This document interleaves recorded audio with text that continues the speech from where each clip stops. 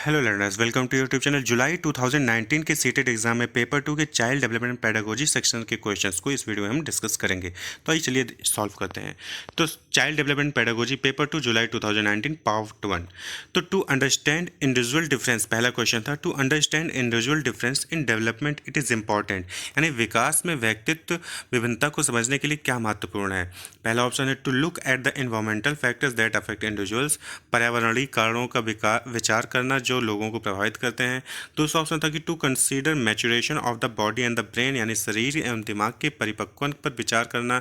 तीसरा ऑप्शन है to consider both inherited characteristics as well as environmental factor and their interplay, यानी वशांगत विशेषताओं के साथ साथ पर्यावरणीय कारकों एवं उनकी पारस्परिक क्रिया पर विचार करना। चौथा ऑप्शन था to look at the inherited characteristics that give each person a special start in life, यानी असंगत विशेषताओं पर विचार करना जो प्रत्येक व्यक्ति को जीवन में विशेष शुरुआत देती हैं। तो ऑब्वियस सी बात है, to understand individual difference in development it is important. तो ऑप्शन नंबर थ्री यानी कि to consider both inherited characteristics as well as environmental factor, यानी कि आपको इनहेरिटेड कैरेक्टरिस्टिक्स के साथ साथ इन्वायरमेंटल यानी पर्यावरणीय कारकों को भी ध्यान में रखना है। नेक्स्ट क्वेश्चन था second question, which of the following is not a principle of development. यहाँ पे देखिए कि अंडरलाइन किया कि not a principle of development, principle of development नहीं है। निम्नलिखित में से कौन सा विकास का सिद्धांत नहीं है। पहला option development is relative orderly, यानी कि विकास तुलनात्मक रूप से क्रमिक होता है। दूसरा है development takes place gradually over a period of time, विकास समय के साथ धीरे धीरे घटित होता है। तीसरा है exact course and nature of development is determined at the time of birth itself, यानी कि विकास की सटीक गति और प्रकृति जन्म के समय ही निर्धारित हो जाती है।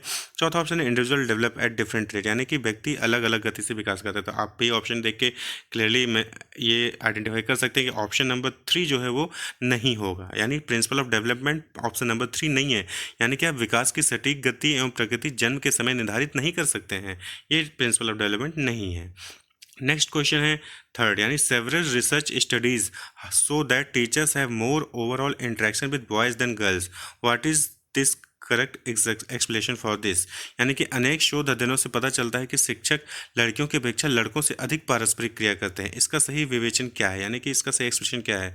पहला ऑप्शन है boys need more attention than girls, यानी लड़कियों की तुलना में लड़कों को अधिक अवधान की आवश्यकता होती है, इसलिए जो है शिक्षक जो है बॉयज से बात करते हैं।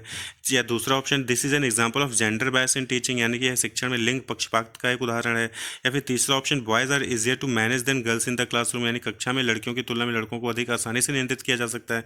या फिर चौथा option boys have much more academic capabilities than girls, यानी लड़कियों की तुलना में लड़कों में शैक्षिक क्षमताएं काफ़ी अधिक होती हैं। तो करेक्ट ऑप्शन है टू, यानी कि this is an example of gender bias in teaching, यानी कि ये एक जेंडर बायस है टीचिंग में। ये जो स्टेटमेंट है ये शो करता है। नेक्स्ट क्वेश्चन है fourth, which of the following is central to the concept of progressive education, यानी कि निम्नलिखित में से कौन सा प्रगतिशील शिक्षा की अवधारणा के बारे में प्रमुख है, यानी कि इंपॉर्टेंट है। पहला belief in the capability and potential of every child, यानी प्रत्येक बच्चे की क्षमता में संभावना विश्वास करना। दूसरा स्टैंडर्ड इंस्ट्रक्शन एंड असेसमेंट, यानी कि मानक निर्देशन मूल्यांकन। तीसरा extrinsic motivation and uniform assessment parameter, यानी ब्राह्मा प्रेरणा तथा एक रूप मूल्यांकन मानदंड। या फिर टेक्स्ट बुक सेंटर लर्निंग, यानी कि पाठ्य पुस्तक केंद्रीय अधिगम। तो ऑप्शन नंबर वन यानी कि belief in the capability and potential of every child, यही central to the concept of progressive, यानी प्रोग्रेसिव एजुकेशन के जो सेंट्रल कॉन्सेप्ट वो ये है कि belief in the capability and potential of every child, यानी प्रत्येक बच्चे की क्षमता संभावनाओं में आप विश्वास रखना। ये प्रोग्रेसिव एजुकेशन प्रगतिशील शिक्षा की अवधारणा के बारे में प्रमुख है।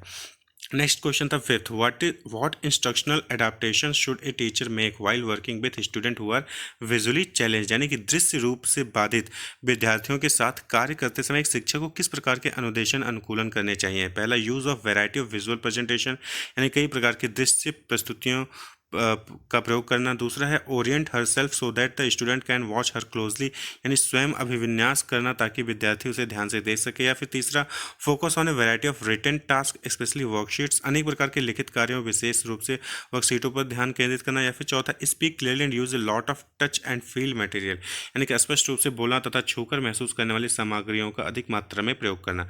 तो ऑब्वियसली आप भी करेक्ट ऑप्शन निकाल सकते हैं कि ऑप्शन नंबर फोर ही होगा, क्योंकि विजुअली चैलेंज यानी कि दृश्य रूप से बाधित है, इनको दिखाई नहीं दे रहा होगा, तो उनके साथ आप अच्छे से क्लियरली स्पष्ट रूप से बोलिए और लॉट ऑफ टच और फील मटेरियल यूज़ करिए, तभी वो समझ पाएंगे। नेक्स्ट क्वेश्चन है सिक्स, यानी cooperative learning and peer tutoring fill in the blanks in an inclusive classroom, यानी कि आपको यहाँ पे फिल इन द ब्लैंक्स बनना है इसमें, यानी सहयोगात्मक अधिगम में हम उम्र साथियों के द्वारा शिक्षण का एक समावेशी कक्षा में किस प्रकार से उपयोग करना चाहिए। पहला, शुड बी एक्टिवली डिस्करेज, यानी कि सक्रिय रूप से हतोत्साहित करना चाहिए। शुड बी ओकेजनली यूज, यानी कभी कभी प्रयोग करना चाहिए। शुड नॉट बी यूज, यानी प्रयोग नहीं करना चाहिए। फिर शुड बी एक्टिवली प्रमोटेड, सक्रिय रूप से आगे बढ़ाना चाहिए। तो ऑब्वियसली बात है करेक्ट ऑप्शन होगा 4, यानी कि should be actively promoted. Cooperative learning and peer tutoring should be actively promoted in an inclusive classroom, यानी कि एक inclusive classroom में cooperative learning और peer tutoring को बढ़ावा देना चाहिए। नेक्स्ट है 7th question, which of the following is most important in an inclusive classroom, यानी कि निम्नलिखित में से कौन सा समावेशी कक्षा में सबसे अधिक महत्वपूर्ण है। पहला, स्टैंडर्डाइज्ड टेस्टिंग यानी मानकीकृत परीक्षण। दूसरा, प्रमोटिंग कंपैरेटिव लर्निंग, प्रतियोगी अधिगम को बढ़ावा देना। तीसरा है इंडिविजुअलाइज्ड एजुकेशन प्लान, यानी कि विशिष्ट शिक्षा योजना। या फिर चौथा, यूनिफॉर्म इंस्ट्रक्शन यानी एक रूप निर्देश। तो इंक्लूसिव एजुकेशन में मोस्ट इंपॉर्टेंट होगा ऑप्शन नंबर 3, यानी इंडिविजुअलाइज्ड एजुकेशन प्लान यानी विशिष्ट शिक्षा योजना। नेक्स्ट क्वेश्चन है 8th, which of the following is correctly matched pair of learner and there primary characteristics, यानी कि correctly matched pair of learner and there primary character, यानी कि अधिगमकर्ताओं एवं उनकी प्राथमिक विशेषताओं के मिलान युग्म में से निम्नलिखित में से कौन सा सही है। डिसलेक्सिक लर्नर्स, यानी lack reading and writing fluency, यानी पठन अक्षमता अधिगम करता है, धारा प्रभाव पढ़ने में लिखने में कमी है। दूसरा ऑप्शन है क्रिएटिव लर्नर, यानी कि हाइपर एक्टिव होते हैं, स्लो इन कंप्लीटिंग वर्क, सृजनात्मक अधिगम करते हैं, अति सक्रिय कार्य को पूरा करने में धीमे हैं।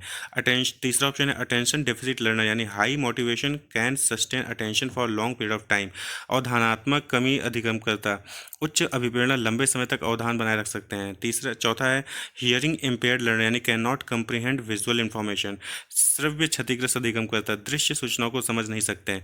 तो ये नीचे ऑप्शन दिए हैं, तो इसमें करेक्टली मैच जो है उनको आपको फाइंड आउट करना है। तो ऑब्वियसली बात है कि ऑप्शन नंबर 1 ही जो है वो सही है, यानी डिसलेक्सिक लर्नर, यानी lack reading and writing fluency, जो डिसलेक्सिक यानी पठन अक्षमता में हैं उनको धारा प्रभाव पढ़ने और लिखने में कमी होती है। बाकी आप तीनों ऑप्शन देख लेंगे तो वो इनएक्टिव है, यानी कि जैसे क्रिएटिव लर्नर है तो हाइपर एक्टिव नहीं होते, वो स्लो कंप्लीटिंग वर्क नहीं होते हैं।